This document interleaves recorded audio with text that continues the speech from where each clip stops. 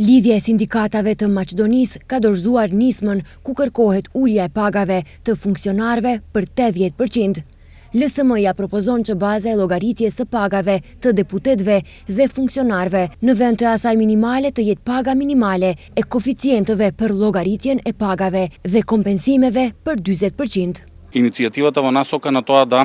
120 deputet me njerë të votojnë për nismën për shkak se u thonë punëtorëve se mirë jetohet me pagë minimale dhe ruajnë në sitar propozimin e LSM-s për rritjen e pagës minimale dhe pagave të tjera për së paku 6.000 denar.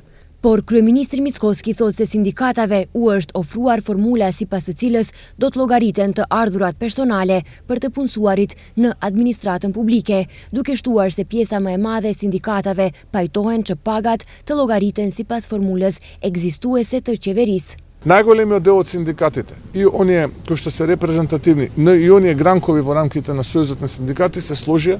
Pres që të dalin nga përqafimi për t'jak disa nga udhëheqësia e LSM-s dhe të dakordon me qeverinë në interes të punëtorëve, për shkak se 7.700 deri në 7.800 kolegë tanë nuk kanë marrëveshje kolektive me qeverinë, kurse gjithë të tjerët kanë. Formula parasheh rritje vjetore prej rreth 8% që deri në vitin 2028 do të kishte rreth 40% paga më të larta. Derisa kërkohet zgjidhje për paga më të larta, sindikata e punonjësve të administratës, organeve të jurisprudencës dhe shoqatave të qytetarëve nesër ka një takim në qeveri.